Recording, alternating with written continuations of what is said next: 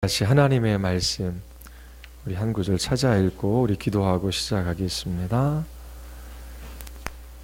우리 하나님의 말씀은 우리 여호수아서 24장 14절 15절 말씀 우리 같이 함께 읽겠습니다. 여호수아서 24장 14절 15절 말씀입니다. 우리 같이 함께 읽겠습니다. 그러므로 이제는 여호와를 온전함과 진실함으로 그를 섬기라. 너희의 조상들이 강 저쪽과 애굽에서 섬기던 신들을 치워버리고 여호와만 섬기라. 만일 여호와를 섬기는 것이 너희에게 좋지 않게 보이거든 너희 조상들이 강 전쪽에서 섬기던 신들이든지 또는 너희가 거주하는 땅에 있는 아모리 족속의 신들이든지 너희가 섬길 자를 오늘 택하라. 오직 나와 네 집은 여호와를 섬기겠노라 하니. 아멘. 우리 잠깐 기도하시겠습니다. 하나님, 오늘도 하나님의 말씀을 배우기 위하여 이 자리에 나왔습니다. 성령 하나님께서 말씀과 더불어 역사하여 주시옵소서. 이 말씀을 사용하셔서 우리를 부르시고 이 땅에서 살게 하신 그 목적을 따라 저희들이 한 걸음 한 걸음 순종하며 이 길들을 걸어가게 하여 주시옵소서. 저희 모두가 진리의 말씀으로 거룩하게 되기를 원하나이다. 우리의 가정마다 하나님을 찬양하며 경배하는 예배가 있기를 원하나이다. 여기에 모여있는 지체들을 하나님께서 기억하여 주셔서 주님의 나라를 위하여 사용하시며 저희들의 모든 섬김과 삶을 통하여 주님께서 영광받아 주시옵소서. 예수 그리스도의 이름으로 기도드리옵나이다. 아멘. 성경은 하나님에 관한 지식을 우리에게 알려줍니다. 우리에게 구원의 길이 무엇인지를 성경만이 알려줄 수 있습니다. 우리에게 하나님의 사랑이 어떠한지를 알게 해주는 것이 성경이지요. 뿐만 아니라 우리 하나님과 이웃을 사랑할 수 있도록 이 말씀이 우리를 돕습니다. 그리고 성경은 육신의 정욕과 세상과 마귀와 싸울 수 있는 무기를 우리에게 제공해 줍니다. 성령 하나님께서 역사하실 때에 이 모든 일들이 일어납니다. 성령께서 말씀과 더불어 역사하실 때에 우리로 하여금 하나님을 알게 해 주시는 것이지요. 우리 안에 예수 그리스도의 생명을 심으십니다. 참으로 하나님을 사랑하며 이웃을 사랑하는 삶을 살게 하십니다. 그리고 이 세상과 악한 원수 마귀와 우리 안에 있는 죄와 싸워서 승리하게 하시는 것을 우리가 경험할 수 있습니다. 성경은 우리의 생각과 잘못된 행동을 교정해 줍니다. 그리고 하나님의 말씀은 우리의 마음 안에 마르지 않는 기쁨을 가져다 주지요. 경건한 삶과 영적인 성장을 돕습니다. 성경을 읽고 암송하고 묵상하고 공부하고 그리고 부지런히 듣는 일이 필요합니다. 수요일 저녁에 신구약 66권에 관해서 저희들이 같이 한번 공부하고자 이 자리에 모였습니다. 이런 기회에 매주일 진행되는 그 각 권을 공부하기 전에 읽으셔도 좋고 공부하고 난 다음에 읽어 나가도 좋습니다. 이렇게 성경을 읽어 나가다 보면 성경 전체를 볼 수 있게 됩니다. 이렇게 성경 전체를 볼 수 있는 눈이 생기면 영적으로 성숙한 삶을 살아가는 데에 큰 도움을 얻을 수 있습니다. 열심히 성경 공부하는 사람들이 있는데 그들 중에 성경의 의미를 제대로 파악하고 있지 못하는 사람들도 많습니다. 그리고 교회에서 성경을 가르쳐 주지 않기 때문에 신천지나 아니면 다른 성경 공부를 하는 곳에 가서 이상한 것을 배우는 사람들도 있습니다. 그들은 열심은 있지만 경건하거나 영적으로 성숙한 그리스도인의 삶을 살아갈 수 없습니다. 왜냐하면 성경 어떤 한 부분을 강조만 한 채 다른 부분들을 무시하는 삶을 살아가기 때문입니다. 그래서 성경 전체를 읽는 것이 필요합니다. 성경 전체를 소리내어서 보통 속도로 읽으면 몇 시간이나 걸릴까요? 저는 해본 적이 없습니다. 그런데 해보신 분들이 그 시간을 기록해 보니까 80시간 정도 걸린다라고 그렇게 말을 합니다. 하루에 1시간씩 읽으면 성경 전체를 읽는데 며칠 걸리죠? 80일이죠. 석 달이 안 걸립니다. 근데 보통 속도를 읽을 때 그래요. 좀 더 빠르게 소리내어서 읽으면 45일에서 60일 정도면 성경 전체를 한번 읽을 수 있다라고 그렇게 말합니다. 그런데 1년이 지나도 성경 전체를 한 번 다 읽는 사람들이 많지 않습니다. 1년이 뭡니까? 10년, 20년, 30년 신앙생활을 해도 성경이 어디에 있는지를 잘 모르는 사람들도 있습니다. 그리고 성경 전체를 다 읽어본 경험이 없습니다. 물론 읽는다라고 하는 것 자체가 중요한 것이 아니지요. 성경 전체가 이야기하는 것이 무엇인지, 하나님께서 우리에게 말씀하시는 것이 무엇인지 들을 수 있는 귀가 있어야 하는 것입니다. 그런데 우리가 성경 전체를 다 읽지 못하는 이유는 우리 자신의 게으름 때문이지요. 그리고 사단의 유혹이 있습니다. 정말 중요한 것에 우리의 마음을 쏟으며 그렇게 하나님 앞에 살아가지 못하도록 우리의 마음을 나뉘게 하지요. 이 일도 해야 되고 저 일도 해야 되고 또 이 사람도 만나야 되고 저 사람도 만나야 된다라고 합니다. 물론 그 일도 필요하고 그 사람도 우리 인생 가운데 만나봐야 할 사람일 수 있는 것이지요. 그런데 모든 것을 다 하며 살아갈 수 있는 인생은 아닙니다. 생명의 길이 이 성경에 있다면 이 성경이 우리에게 삼위 하나님이 어떠한 분이신지를 가르쳐주며 구원의 길이 무엇인지, 그리고 하나님께서 어떻게 죄인들을 구원하시는지 그 하나님의 영광과 아름다움과 탁월함을 볼 수 있는 그 유일한 책이 성경책이라면 이 세상 그 어떠한 것보다 우리의 마음을 기울여 하나님의 말씀을 가까이 하는 것은 너무나 당연한 일입니다. 그런데 사단은 우리의 마음을 하나님의 말씀에 두게 하지 못하게 합니다. 중요한 것에 우리의 시간과 마음을 쏟지 못하게 만드는 것이지요. 하나님의 말씀은 우리의 영혼을 소성케 합니다.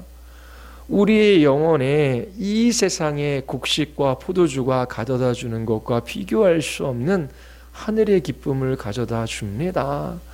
우리를 성숙한 그리스도인으로 그렇게 하나님의 말씀이 빚어갑니다. 그리고 이 세상과 사단과 우리의 육체의 정욕과 싸울 수 있는 무기를 제공해 주는 것이지요. 성령께서 말씀을 읽는 그 사람 가운데 역사하셔서 하나님의 놀라운 일들을 보게 하시며 우리를 영적으로 성숙한 그리스도인으로 이끌어 가시는 겁니다. 도전해 보십시오. 그리고 애쓰십시오. 글을 읽을 수 있는 사람은 누구든지 성령께서 역사하셔서 그 모든 의미를 다할 수 있는 것은 아니지만 이 말씀을 통해 이 말씀을 따라 우리에게 참 하나님이 어떠한 분이신지를 깨달아 알게 해 주시는 것입니다. 탈북한 사람들에게 신약 성경 전체를 하루에 8시간씩 듣게 하는 그러한 선교단체가 있다라고 합니다. 신약 성경 전체를 읽으면 한 8시간 정도 걸린다 그러더라고요. 빠르게요. 그러면 매일매일 그 성경을 읽는 거, 그게 하루 일과입니다. 성경 듣고 밥 먹고, 성경 듣고 밥 먹고. 그렇게 6개월, 1년이 지나가면서 예수 그리스도를 나의 구주, 나의 하나님이라고 고백하며 그 죄에서 돌이켜 그리스도를 붙드는 회심하는 영혼들이 나타난다라고 하는 이야기를 들었습니다. 그처럼 하나님의 말씀을 들을 때에 성령께서 역사하셔서 그렇게 놀라운 구원의 역사들을 이루어 가 주십니다. 이 기회를 따라 여러분들이 부지런히 그렇게 성경을 읽으시기를 바랍니다. 앞으로 역사서 12권을 공부할 것입니다. 12주가 되겠지요. 이 역사서는 실제적인 역사적인 사건을 기록하고 있습니다. 신화나 소설이 아닙니다.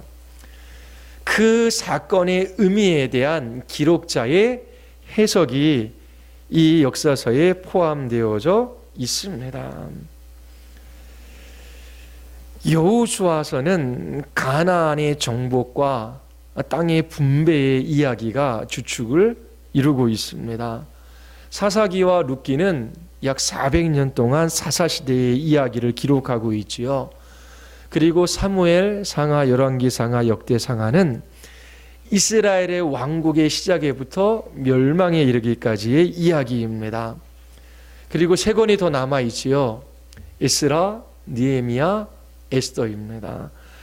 바벨론 포로 이후 이스라엘 공동체의 이야기입니다. 이 역사서의 주제는 하나님이 역사의 주인이다 라고 하는 사실을 강조합니다. 여러분들의 지난 인생을 한번 되돌아보십시오. 우리의 계획과 우리의 뜻을 따라 우리의 인생이 움직이지 않습니다. 하나님께서 우리의 인생을 주장하고 계시다라고 하는 것을 우리가 볼 수 있습니다.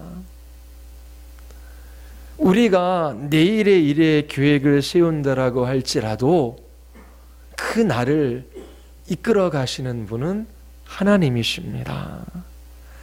이 이스라엘의 역사를 통하여 하나님께서 어떻게 역사를 통치하고 섭리 가운데 다스리시고 이끌어 가시는지 우리가 볼 수 있습니다.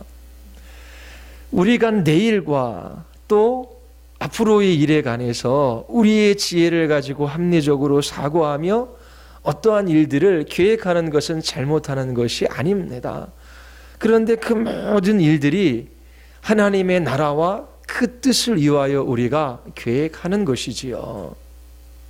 그리고 하나님께서 우리의 계획이 부족할지라도 하나님께서 하나님의 나라와 그 뜻을 위하여 그 세우신 계획을 따라 역사해 주실 것을 우리는 굳게 믿습니다. 그래서 신자들은 내일에 관하여 염려하지 않습니다.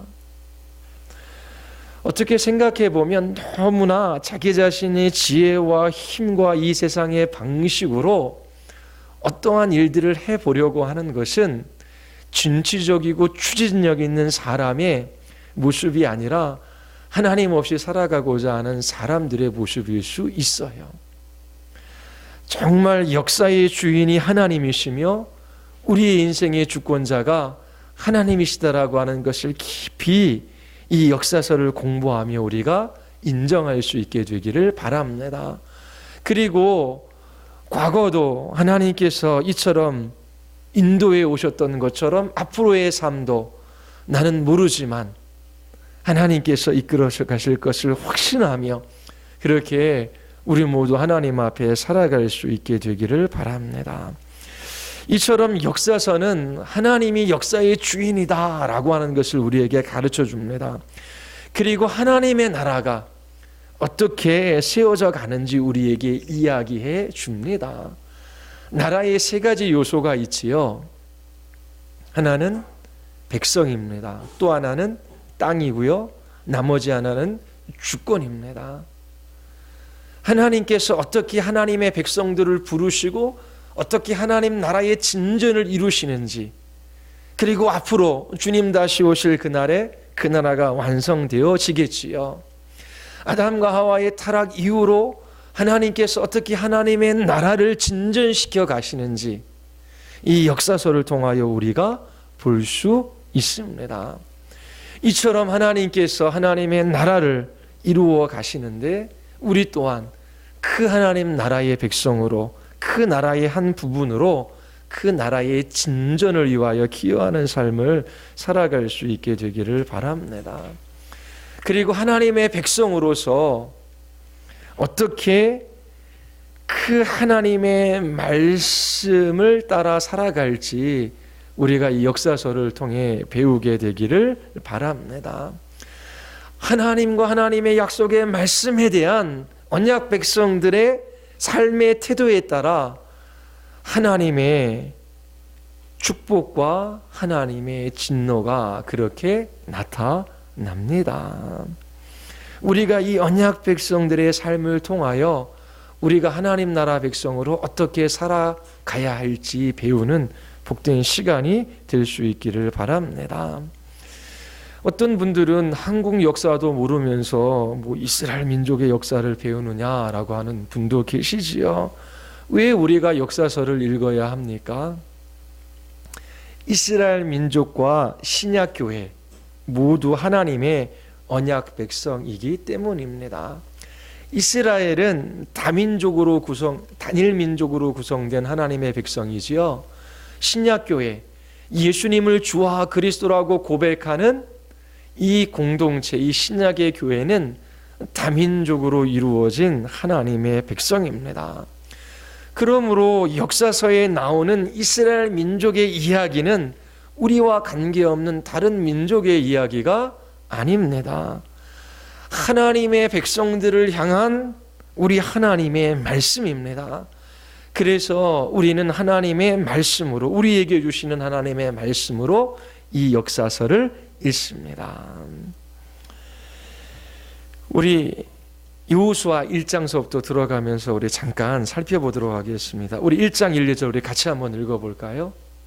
1장 1, 2절입니다.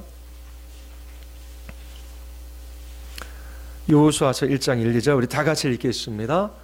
여호와의 종 모세가 죽은 후에 여호와께서 모세의 수종자 눈의 아들 여호수아에게 말씀하여 이르시되 내 종 모세가 죽었으니 이제 너는 이 모든 백성과 더불어 일어나 이 요단을 건너 내가 그들 곧 이스라엘 자손에게 주는 그 땅으로 가라. 하나님께서 아브라함에게 찾아오셔서 많은 후손과 땅을 약속해 주셨지요. 수백 년이 지난 후 하나님께서 이 이스라엘 자손의 조상에게 하셨던 그 약속을 이루어 가고 계십니다. 이스라엘 자손들은 400년이나 애굽 땅에서 종노릇을 했습니다. 그리고 40년의 광야 생활을 지났지요. 그들의 위대한 지도자 모세는 광야에서 죽었습니다. 모세를 통하여 하나님께서 이스라엘 자손들에게 주신 말씀만이 기록되어 남겨져 있지요. 이제 하나님께서 여호수아를 세우셔서 영원전부터 계획하셨던 그 하나님의 계획을 이루어 가십니다. 한 세대는 가고 다음 세대는 옵니다. 모세와 같은 지도자가 이스라엘 역사 가운데 있었습니까? 없었어요. 한 분뿐입니다. 너무나 위대한 지도자였지요. 그럼에도 그는 죽었습니다. 그리고 그 다음 세대가 일어나는 것입니다. 여호수아 24장을 읽어보면 여호수아가 110세에 죽습니다. 그와 함께 활동했던 아론의 아들 엘레아살 제사장도 죽지요. 이렇게 여호수아와 제사장 엘레아살이 죽는 것으로 끝납니다. 그리고 사사 시대가 계속해서 이어져 나갑니다. 하나님께서 한 세대에 믿는 그리스도인들을 부르셔요. 그들을 그 시대에 사용하셔서 하나님 나라의 진전의 한 부분을 감당하게 하시는 것입니다. 우리는 전부도 아니고 모든 것도 아니에요. 한 사람 한 사람 하나님께서 지교회로 부르시지요. 그리고 수많은 나라와 민족 가운데 교회들이 있어요. 그러면 우리는 다 알지 못하지만 부르신 그리스도인 그 한 사람이 교회 공동체 안에서 함께 신앙생활을 해 나가며 그들의 생각과 그들의 모든 삶을 통하여 하나님의 나라를 향하여 하나님께서 그들을 이끌어 가십니다. 그리고 그들의 모든 삶이 하나님의 나라에 기여하게 하시는 것이지요. 그렇게 하나님 나라의 완성을 향하여 어느 한 부분, 사람들이 알아주든 알아주지 않던 우리는 거기에서 충성스럽게 하나님을 섬기다가 이 세대를 지나가는 것입니다. 우리의 삶이 이 세상에서 영원한 것이 아니지요. 하나님께서 우리를 부르셨으면 그 목표는 하나님의 나라입니다. 그 나라를 위하여 살아가도록 이 세대를 하나님께서 우리에게 허락해 주셨어요. 그리고 우리의 다음 세대도 하나님께서 부르셔서 하나님 나라의 진전에 기여할 수 있다면 그것은 복된 세대가 되는 것이지요. 그 누구도 예수 그리스도를 믿지 않고 이 세상 나라가 전부인 것처럼 알며 이 땅에 있는 것들을 추구하다가 살아가는 인생 가운데 멸망밖에 없지 않습니까? 우리 후세대들이 그렇게 된다면 살았으나 산 삶이 아니지요.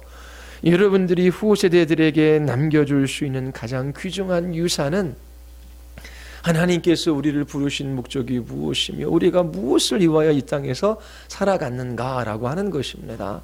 하나님께서 우리 자녀들에게도 믿음을 주셔서 우리 부모들이 하나님의 나라를 준비하며 그 나라를 위하여 살아갔던 것처럼 우리도 부모님의 신앙을 이어 이 땅에서 하나님의 나라를 준비하며 살아가야겠다라고 다짐하며 그렇게 살아갈 수 있어야 하는 것입니다. 모세 시대는 끝났고 여호수아의 시대는 열렸습니다. 하나님께서 여호수아에게 요단을 건너라, 약속의 땅으로 가라라고 그렇게 명령하시지요. 이 명령에 여호수아가 순종합니다. 그리고 이제 여호수아는 크게 두 개의 구조로 이루어져 있습니다. 그 두 개의 구조는 두 단어로 나타낼 수 있습니다. 하나는 정복이고 또 다른 하나는 분배입니다. 정복은 싸움을 통해서 이루어지는 것이지요. 그래서 믿음의 싸움이라고 하는 그 주제도 여호수아에서 핵심된 주제입니다. 오늘도 우리는 주님의 나라의 백성으로서 영적 군사로서 싸우고 있지요. 믿음의 싸움을 싸우는 성화의 삶에 도움을 줄 수 있는 성경이 여호수아서입니다. 여호수아 전체 구조를 이해할 수 있는 두 단어, 정복과 분배입니다. 1장부터 12장까지는 가나안 땅 정복에 관한 이야기입니다. 5장까지는 정복 전 준비 과정, 요단강을 건너가는 이야기가 이제 나옵니다. 5장까지는 준비 과정입니다. 그리고 6장서부터 12장까지는 전쟁을 통해 가나안 땅을 정복하는 이야기가 나옵니다.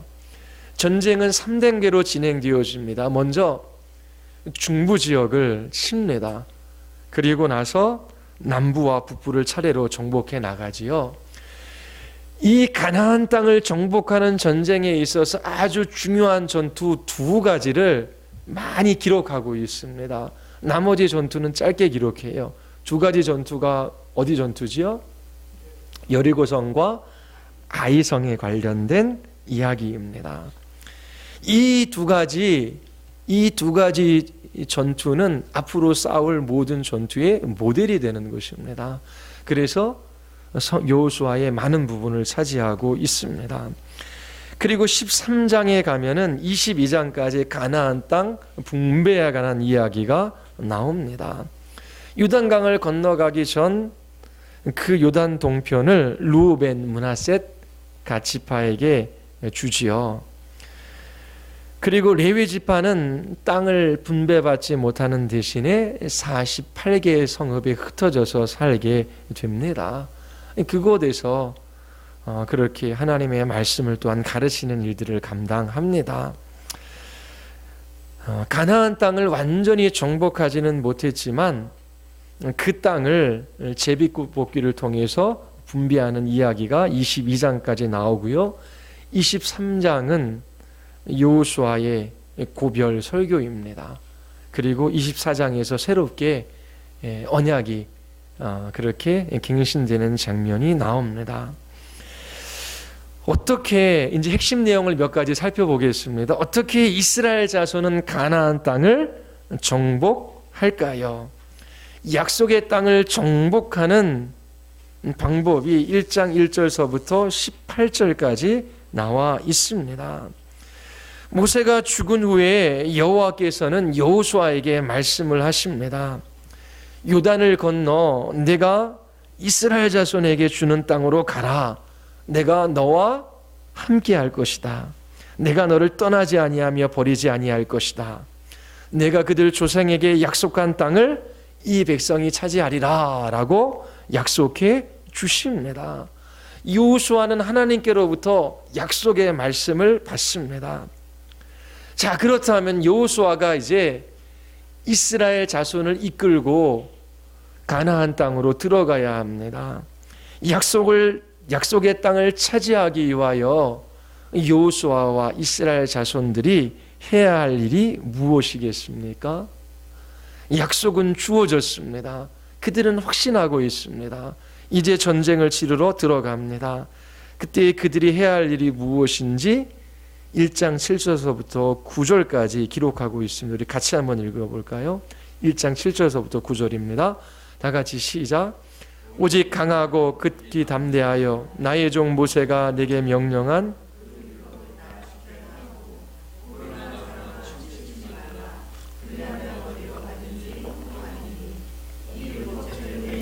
떠나지 말게 하며 주야로 그것을 묵상하여 그 안에 기록된 대로 다 지켜 행하라.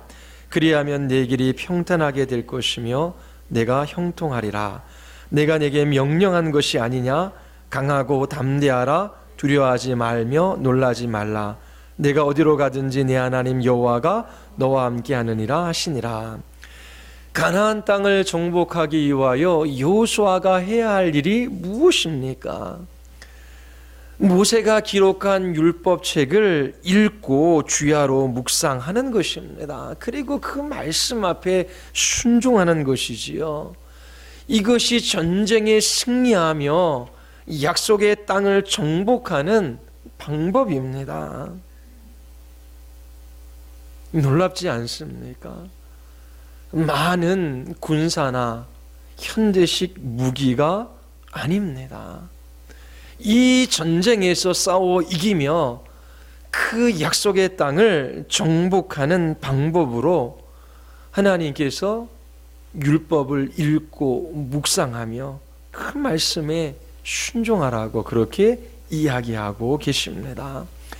복 있는 사람들은 악인의 길을 쫓지 아니하지요. 죄인들의 길에 서지 아니하고 오만한 자의 자리에 앉지 아니합니다. 오직 여호와의 율법을 즐거워하고 그것을 주야로 묵상하지요. 시냇가에 심은 나무가 철을 따라 열매를 맺으며 그 잎사귀가 마르지 아니함 같이 모든 일이 다 형통하리라 라고 말씀하십니다. 얼마나 달콤한 말씀입니까?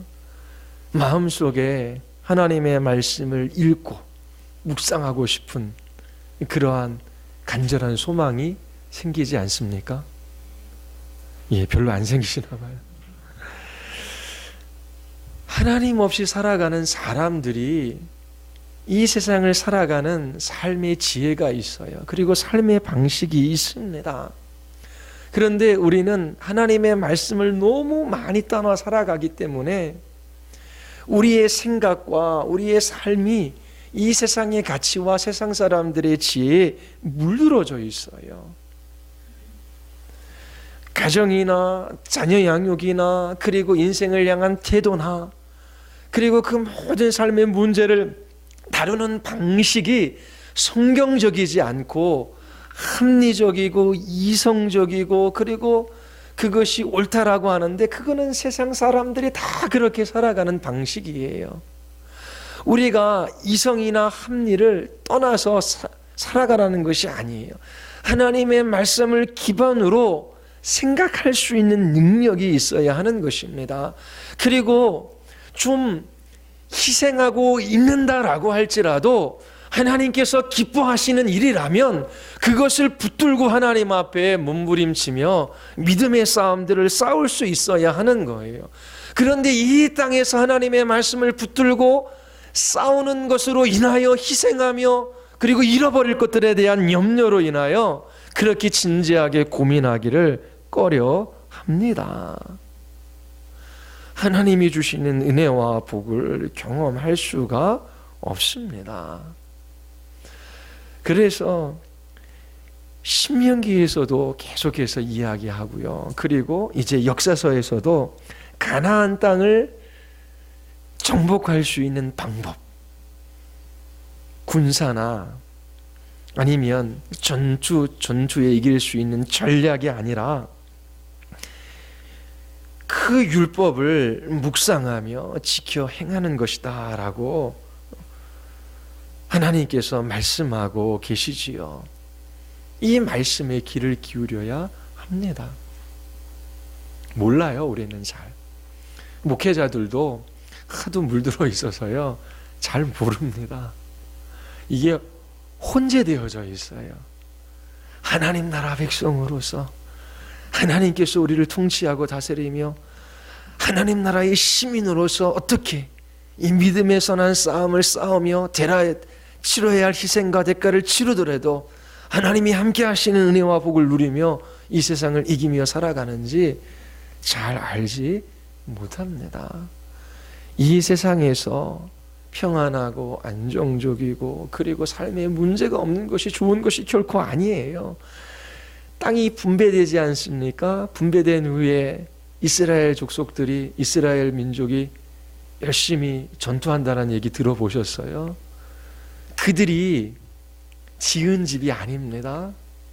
그들이 가꾸는 포도원이 아니에요. 그들은 종되었던 사람들이었고 그들은 40년이나 광야 생활했던 사람들이에요. 하나님께서 값없이 그들에게 주신 거예요. 그런데 그들이 얻은 것처럼 그들의 소유인 것처럼 그거 붙들며 끝까지 싸우지 않아요. 왜냐하면 싸우는 것은 힘든 일이기 때문에 그렇거든요. 싸우지 않은 결과 그들은 가나안 땅에서 쫓겨날 수밖에 없었습니다. 말씀을 읽고 묵상하고 그리고 배워가야 합니다. 그리고 치열하게 우리의 삶의 자리 속에서 그 말씀을 적용할 수 있도록 순종하는 그러한 싸움들을 싸울 수 있어야 합니다. 그런데 아는 것이 없어요. 생각이 안 돌아가요. 수십 년 세상의 지혜나 세상의 가치나 사람들의 방식을 따라 살아갔습니다. 그러니까 여전히 남아있는 인생도 말씀 없이는 그렇게 살아갈 수밖에 없는 것입니다. 이렇게 여호수아에게 하나님께서 가나안 땅을 정복하는 방법이 무엇인지를 말씀해 주셨어요. 여호수아는 어떠한 반응을 보이지요? 땅을 차지하기 위해 요단강을 건널 준비를 합니다. 루벤, 갓, 문하셋 반지파에게 문하셋 반지파입니다. 2분의 1이죠. 반지파에게 두 지파 반에게 요단 동쪽 땅을 먼저 분배를 합니다. 그런데 그들이 거기에서 있는 것이 아니라 이제 장정들은 같이 함께 요단강을 건너 가나안 땅을 정복해야 하지요. 그래서 그 땅을 정복하기 위하여 그들 또한 요단강을 함께 건너갑니다. 이스라엘 모든 이 자손들이 여호수아의 명령을 따릅니다. 자, 이제 하나님께서 가나안 땅을 주시겠다라고 약속하셨고 그 땅을 얻는 방법에 관해서도 말씀해 주셨어요. 자, 이제 이들이 그렇게 하는지 안 하는지 살펴볼 차례입니다. 여리고에 관한 이야기가 2장서부터 7장까지 나옵니다. 2장은 여호수아가 여리고에 정탐꾼을 보내는 이야기지요. 가나안 정복의 난관은 이스라엘 백성 맞은편에 서 있는 강하고 견고한 성 여리고입니다. 모세도 가데스바네아에서 12명의 정탐꾼을 가나안 땅에 보냈습니다.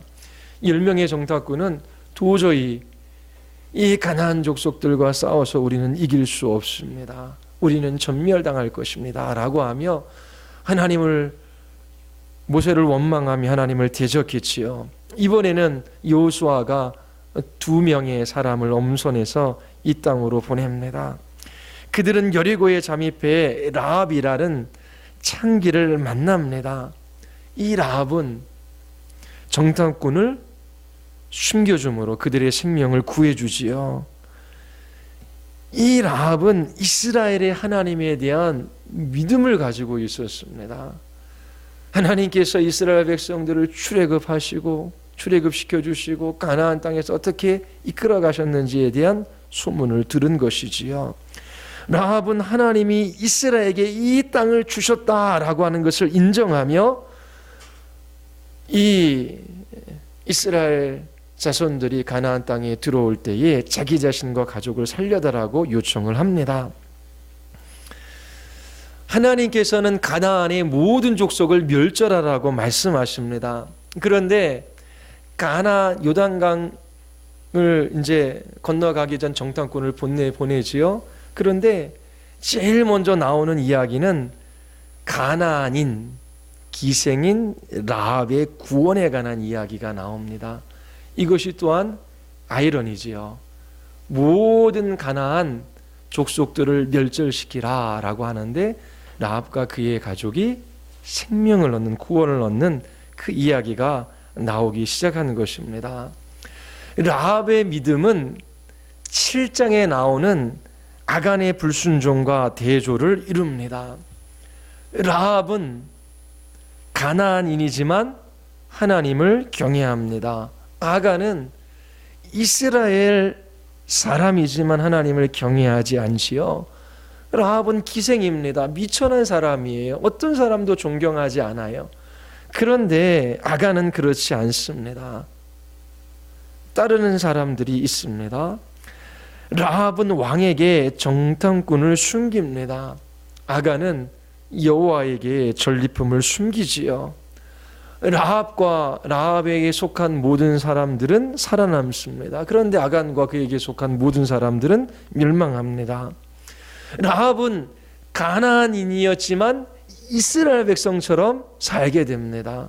그리고 아간은 이스라엘 백성이었지만 가나안 족속처럼 죽게 됩니다. 이것이 의미하는 것이 있지요. 이스라엘은 단지 혈통으로 이루어진 것이 아니다라고 하는 것입니다. 혈통적인 이스라엘 자손들이 가나안 땅을 취하는 것이 아니라 믿음의 사람이 약속의 땅을 기업으로 받는다라고 하는 실예가 이렇게 나오고 있는 것입니다. 2명의 정탐꾼이 돌아와 보고하지요. 2장 24절입니다. 여호수아에게 이르되 진실로 여호와께서 그 온 땅을 우리 손에 주셨으므로 그 땅의 모든 주민이 우리 앞에서 감담이 녹더이다 하더라. 가나안 땅에 이미 하나님께서 역사하고 계시다라고 하는 그 보고를 합니다. 그리고 3장에 넘어가면은 요단강을 건너 약속의 땅으로 들어가는 장면이 나옵니다. 요단강 물이 마른 땅처럼 갈라집니다. 이것은 의도적으로 홍해 사건과 대비되어지고 있는 것이지요. 홍해를 건넌 사건은 출애굽에 있어서의 결정적인 사건입니다. 이 요단강을 건너는 사건도 가나안 땅 정복에 있어서 결정적인 사건이지요. 하나님께서 이스라엘 자손들과 함께 하시겠다라고 하는 결정적인 사건입니다. 요단강을 건널 때에 제사장들이 앞장을 섭니다. 그들이 언약궤를 메고 요단강으로 들어가지요. 언약궤는 하나님의 임재의 상징입니다. 언약궤를 메고 건널 때에 위에서부터 내려오던 물이 멈추고 쌓여 섭니다.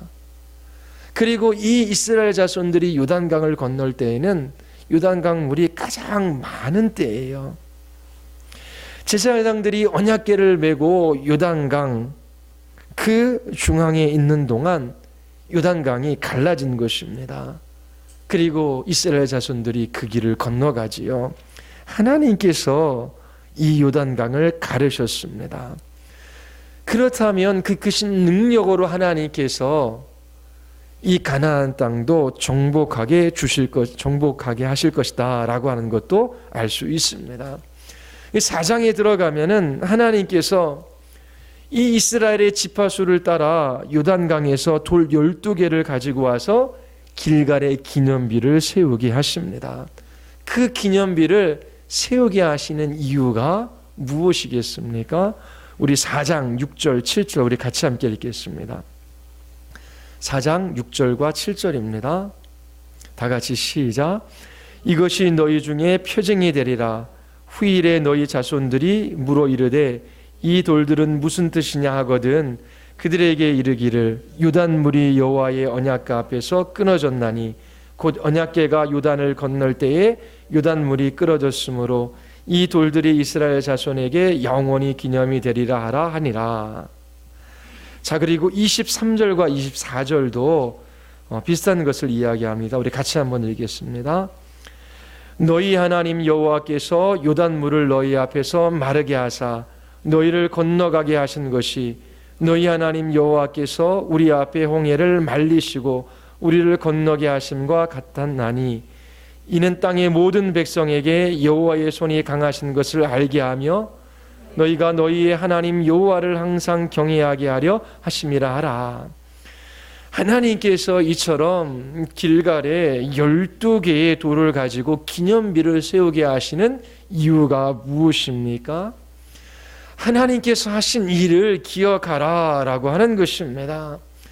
이스라엘 자손들은 앞으로 전쟁을 치러야 합니다. 그 전투 앞에서 두려울 수 있는 것이지요. 그때에 기념비를 바라보라 라고 하는 것입니다. 하나님께서 이스라엘 자손을 위하여 행하신 그 일들을 바라보라 라고 하는 것입니다.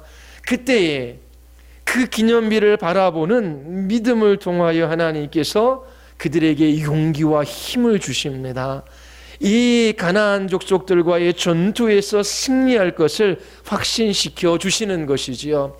우리를 위하여 요단강을 가르신 하나님께서 그 크신 능력으로 이 전쟁에서 승리하게 하실 것이다 라고 하는 그 확신을 이스라엘 자손들로 하여금 갖게 하기 위하여 이 기념비를 세우게 한 것입니다.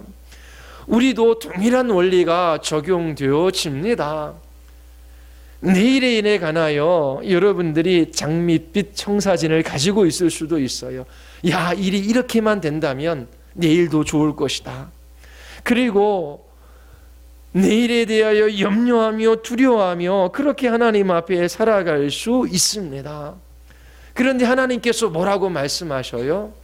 믿음을 가져라. 믿음이 있으면 소망이 생깁니다. 그 믿음은 무엇입니까? 하나님이 이스라엘 자손들을 위하여 행하신 일이 있지요. 마찬가지로 여러분들을 위하여 하나님께서 행하신 그 일에 근거하여 하나님의 약속을 굳게 신뢰하며 그 전쟁을 치루어 나가라 라고 하는 것입니다. 믿음이 없으면 미래에 관하여 염려하며 두려워하며 살아갈 수밖에 없는 것입니다. 근심이 우리를 지배할 수밖에 없는 것이지요. 믿음이 없을 때 어떻게 해야 합니까?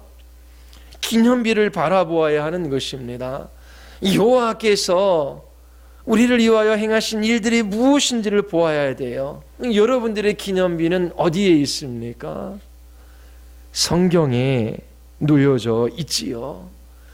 하나님의 말씀을 읽으면서 하나님께서 죄인들을 위하여 행하신 그 크고 위대하고 놀라운 일들이 무엇인지를 날마다 발견하며 그것을 근거로 하여 하나님께서 이 하나님의 나라를 향한 이 영적인 전투에서 우리를 승리로 이끄실 것을 확신하며 한 걸음 한 걸음 내딛게 하시는 것입니다. 하나님께서 행하신 그 일을 근거로 우리에게 믿음의 확신을 주시고 우리 안에 용기와 힘을 가져다 주셔서 이 영적인 전쟁에서 승리하게 하시는 것입니다. 두려움과 염려와 걱정과 근심이 몰려올 때에 하나님의 말씀 앞에 서십시오. 그리고 하나님께서 여러분들을 위하여 세워놓으신 기념비를 바라보십시오.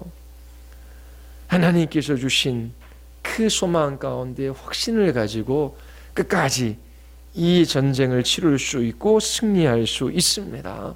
그리고 5장에 들어가면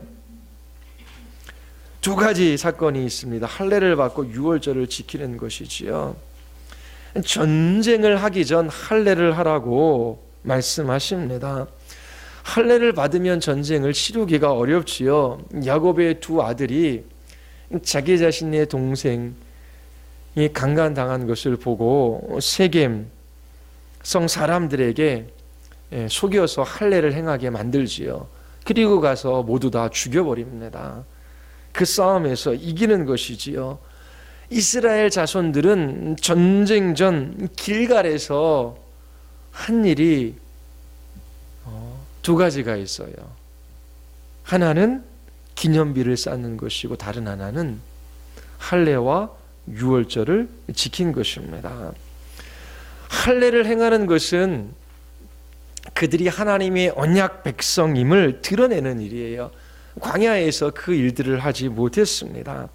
이제 이스라엘 자손들은 전쟁에 앞서서 우리가 누구인지 자기 자신의 정체성을 찾는 일을 하고 있습니다. 그리고 나서 이스라엘 자손은 약속의 땅에 들어가 처음 유월절을 지키고 그 땅의 소산을 먹습니다. 유월절은 신약의 성찬식입니다.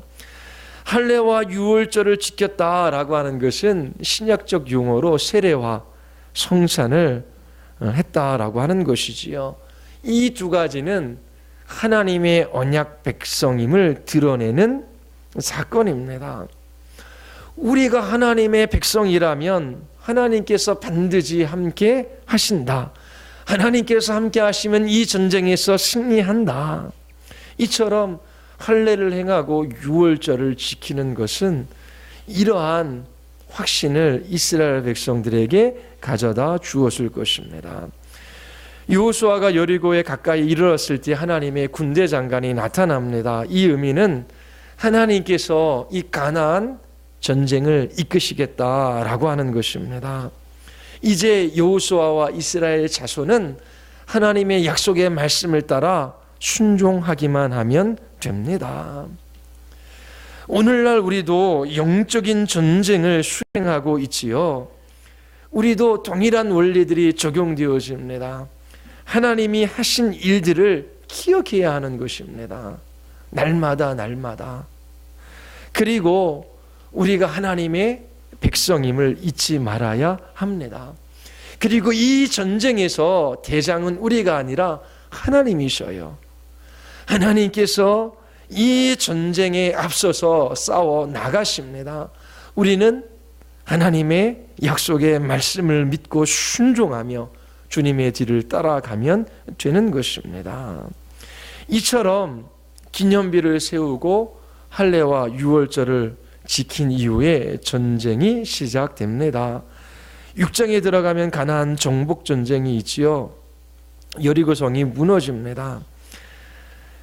가나안은 여리고 첫 성입니다. 가나안 전쟁에서 두 성에 대한 이야기가 강조됩니다. 여리성과 아이성이지요. 두 성에 대한 이야기가 기록된 이유는 두 성에서 있었던 일이 앞으로의 전쟁에 있어서 중요한 모델이 되기 때문입니다. 이 아이성과 여리고 전투처럼 모든 전쟁이 그렇게 진행될 것입니다. 여리고 전투와 아이성 전투에서 승패의 열쇠를 볼 수 있는 것이지요. 여리고성에서는 승리했습니다. 하나님의 말씀을 따라 6일 동안 하루에 한 바퀴씩 돌고 7잣날에 7바퀴를 돕니다. 그리고 큰 함성을 부르짖으자 성이 무너지지요.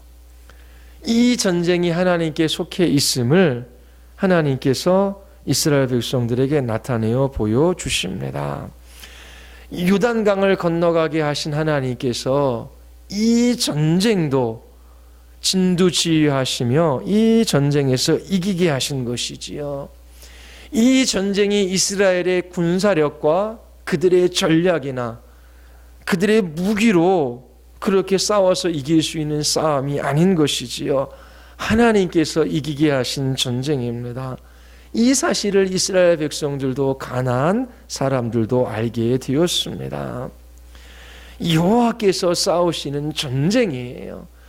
그래서 하나님의 말씀을 붙들고 그렇게 우리의 대장 되신 예수 그리스도께서 싸우신 그 싸움들을 저희들이 잊지 않으며 그렇게 순종하며 이 길들을 걸어가면 저희들이 승리할 수 있는 싸움입니다. 이제 전투가 점점 진행되어집니다. 이제 중앙을 점령하려면 산지 쪽으로 올라가야 돼요. 그래서 아이성을 치러 올라가지요. 그런데 아이성에서는 대패합니다. 그 이유가 무엇이죠? 여호수아와 이스라엘 백성들이 통곡합니다. 왜 졌습니까? 아간 때문입니다.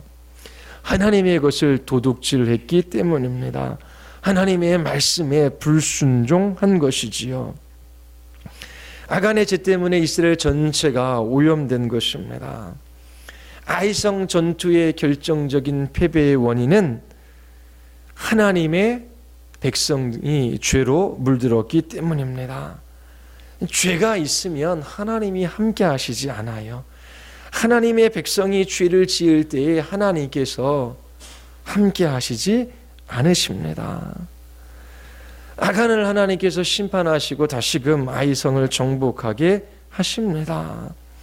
이처럼 우리가 하나님께서 행하신 그 일들을 기억하며 하나님의 약속의 말씀에 소망을 두고 우리의 삶의 자리 속에서 아주 작은 것에서부터 순종해 가면 거기에서 승리를 경험하게 하십니다. 그런데 아주 작은 죄일지라도 그 죄에 넘어지고 그 죄를 하찮게 여기면 이 전쟁에서 실패할 수밖에 없는 거예요. 그래서 하나님 앞에 우리의 죄를 고백해야 하는 것입니다. 날마다 하나님, 내 생각과 내 입술과 내 손과 발로 마땅히 하지 말아야 될 것들을 한 것과 해야 될 것들을 하지 못한 그것들을 고백하며 하나님, 나는 죄인입니다. 하나님께서 나를 붙들어 주셔서 이 영적인 전쟁을 치르게 하시지 아니하시면 하나님, 저는 한 걸음도 옮겨 놓을 수 없습니다 라고 하며 그렇게 하나님 앞에 날마다 자기 자신의 죄인됨을 고백하며 하나님께서 행하신 그 일을 근거로 하여 약속의 말씀에 소망을 가지고 순종하며 한 걸음 한 걸음 내딛는 것이 승리의 관건입니다. 하나님께서 이스라엘 족속을 멸절시키지요. 이렇게 물어보는 사람들이 있어요. 아니, 하나님은 사랑이 없으신 분이 아니신가요? 어떻게 가나안의 어린 아이서부터 노년에 이르기까지 모든 사람을 멸절시키라고 말씀하실 수 있습니까? 여리고성에 들어가서 다 죽였습니다. 불신자들이 불편해하는 내용입니다. 하나님과 이스라엘 자손이 가나안 족속을 멸절시키는 것이 도덕적으로 옳은가라고 하는 것입니다. 구약의 하나님은 너무나 잔인하다라고 그렇게 생각합니다. 여러분들은 어떻게 이것을 이해하고 계십니까? 하나님께서 이스라엘 자손들이 전쟁을 할 때에 모든 민족을 전멸하라고 하신 것이 아니에요. 오직 가나안 족속을 전멸하라고 하셨지요.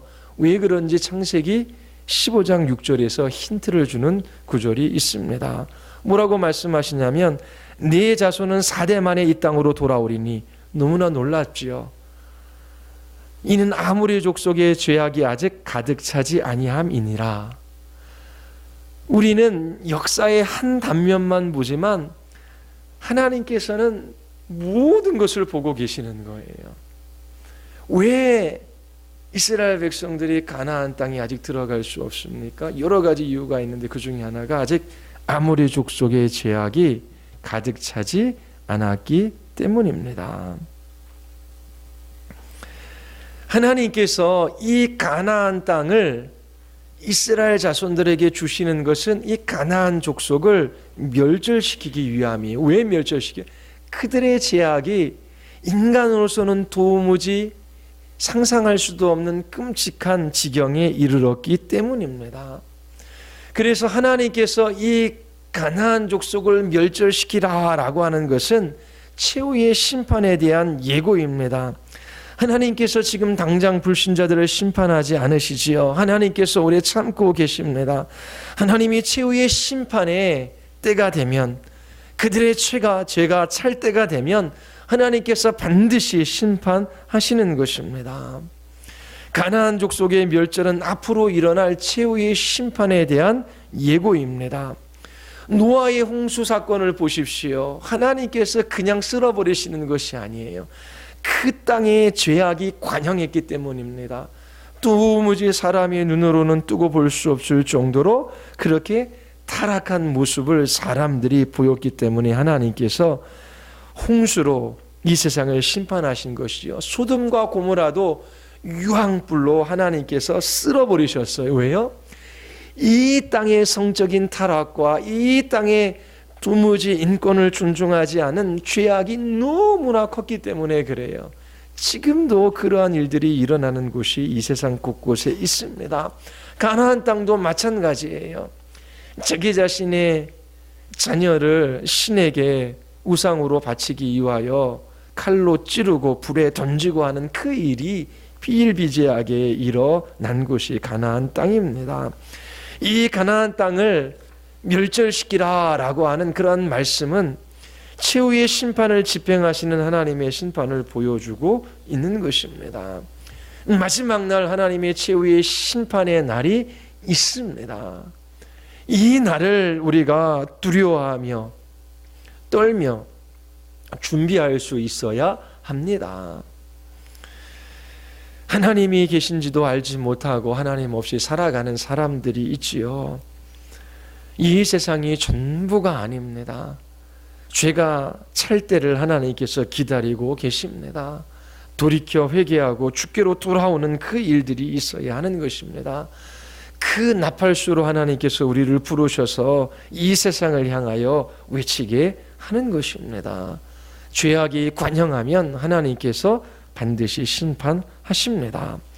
약속의 땅의 분배가 13장에서 21장까지 나오지요. 이것은 한번 개인적으로 읽어보시기 바랍니다. 21장 43절부터 45절까지는 그 땅 분배 여태까지 있었던 일의 종합적 요약입니다. 21장 한번 가서 보겠습니다.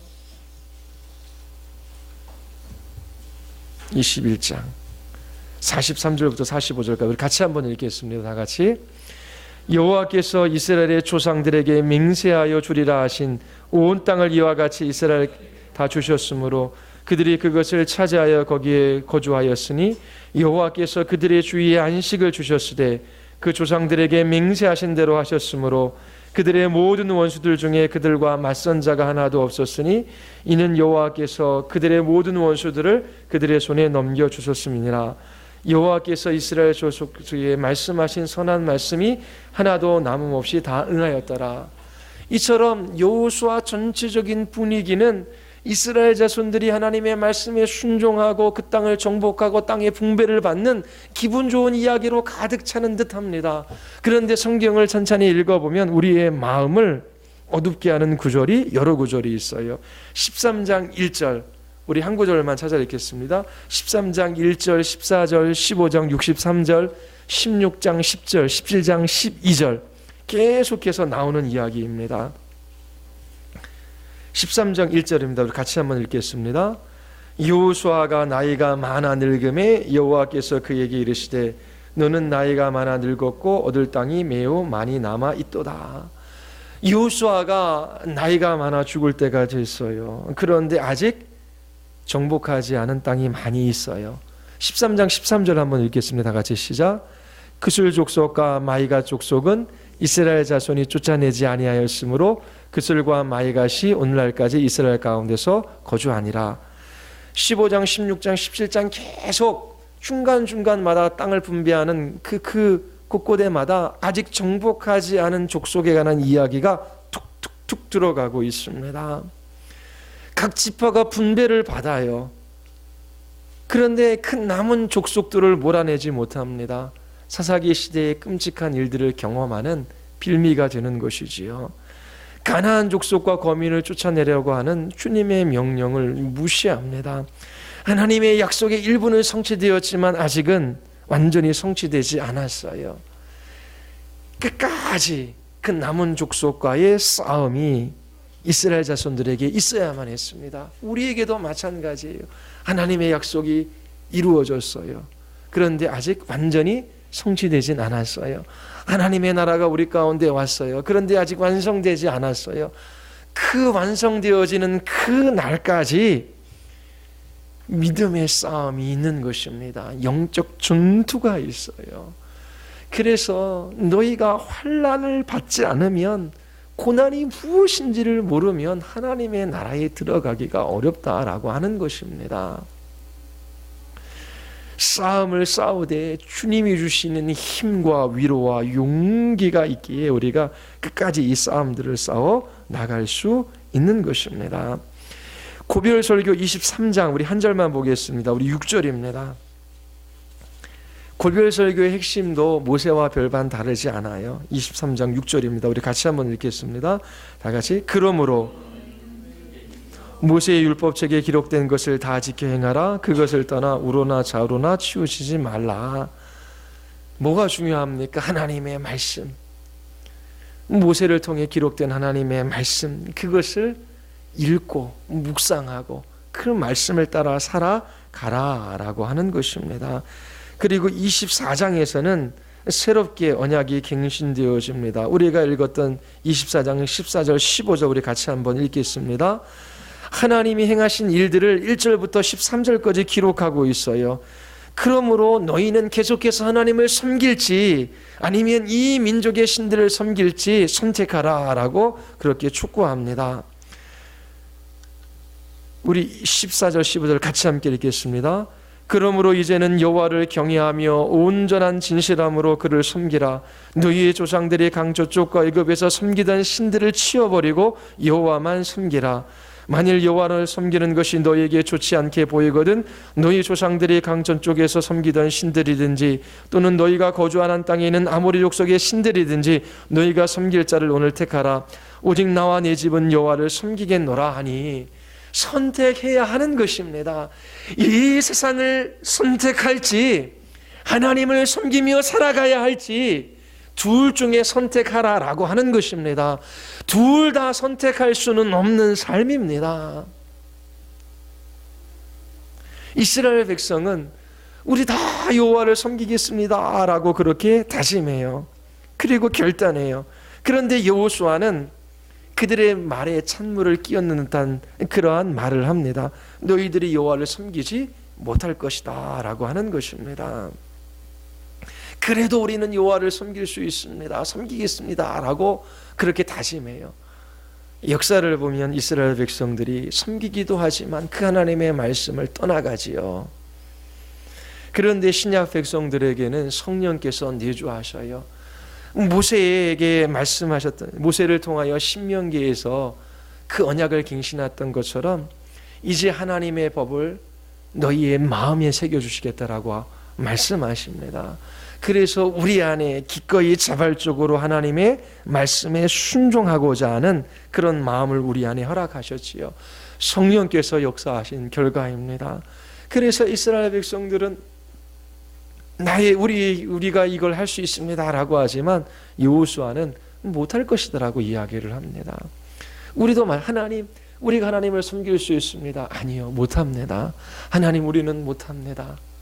성령께서 역사하실 때에, 성령께서 진리의 말씀과 더불어 진리의 말씀을 가지고 우리 안에 역사하실 때에 하나님, 우리는 이 죄와의 싸움에서 승리할 수 있습니다. 우리의 힘으로는 안 됩니다. 성령 하나님 역사해 주셔야만 합니다. 라고 하며 전심으로 주님을 의지하는 신약의 백성들이 이 싸움에서 이기는 삶을 살아가는 것입니다. 하나님께서 우리에게 그 길을 보여주셨어요. 진정으로 우리가 하나님과 이 세상 신 사이에서 택해야 합니다. 그리고 하나님만 섬기는 하나님의 백성들이 나타나야 합니다. 우리의 힘으로 할 수 있는 일들이 아니지요. 이처럼 우리 성소로 공동체에 진정으로 예수 그리스도를 알고 하나님만 섬기는 거룩한 백성들이 나타나 한 세대에 주님의 나라를 위하여 헌신하며 그렇게 하나님 앞에 살다가 돌아가기를 원합니다. 시골에 잘 지어놓은 쉬운 집, 깨끗한 침대에 누워서 가족들이 부는 앞에서 편안하게 죽는 것을 꿈꾸지 마십시오. 죽는 그 순간까지 주님의 나라를 위하여 이 믿음의 길들을 걸어가겠습니다. 나의 집은 이곳이 아니라 그곳입니다. 그러면서 여러분들이 끝까지 이 길들을 걸어갈 수 있게 되기를 바랍니다. 기도하시겠습니다.